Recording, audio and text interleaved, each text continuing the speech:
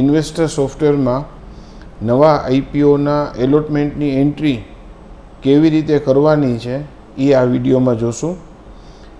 જે આઈપીઓ નવો આવ્યો હોય એની કંપની આપણા સોફ્ટવેરમાં ઓપન ન હોય તો સૌથી પહેલાં કંપની ઓપન કરીએ. માસ્ટરની અંદર કંપની માસ્ટરમાં જઈ એડ ઉપર ક્લિક કરીએ છીએ અને અહીંયા ઓલા ઇલેક્ટ્રિક આવું લઉં છું.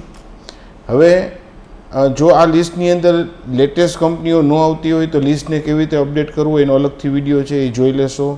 અને રેગ્યુલર બેઝિસ ઉપર એવી ભલામણ છે કે લિસ્ટને અપડેટ કરતા રહેજો. કંપની બનાવ્યા પછી ટ્રાન્ઝેક્શનની અંદર સેકન્ડ ઓપ્શન છે share allotment and right and બોનસમાં જઈએ છીએ. ત્યાં એડ ઉપર ક્લિક કરશું. જે તારીખે એલોટમેન્ટ આવ્યું છે એ તારીખ આપવાની, કંપની સિલેક્ટ કરવાની. અહીંયા ઓપ્શનની અંદર આપણે એલોટમેન્ટ લેવાનું છે. ક્વોન્ટિટીમાં જેટલી ક્વોન્ટિટી એલોટ થઈ છે એ લેવાની છે. એનો રેટ આપણે આપશું એટલે એમાઉન્ટ ઓટોમેટિક ગણાઈ જશે. જે ડીમેટમાં આના શેર્સ જમા થયા હોય એ ડીમેટ લેશું અને આમાં શેર એપ્લિકેશન એકાઉન્ટ લેશું.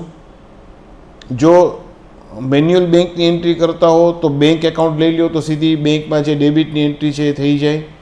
અને જો તમે બેંક ઇમ્પોર્ટ કરતા હો તો શેર એપ્લિકેશન લેવું વધારે સારું રહેશે. ક્યારેક કે બેંક ઇમ્પોર્ટ કરો ત્યારે બેંકમાંથી એન્ટ્રી આવે તો એને પણ શેર એપ્લિકેશન ઉપર તમે જમા ઉધાર કરો એટલે એ ખાતું નીલ થઈ જાય. તો શેર એપ્લિકેશન એકાઉન્ટ લઈ અને આપણે સેવ કરીએ છીએ. તો આ રીતે આઈપીઓના એલોટમેન્ટની એન્ટ્રી કરવાની છે. Thank you.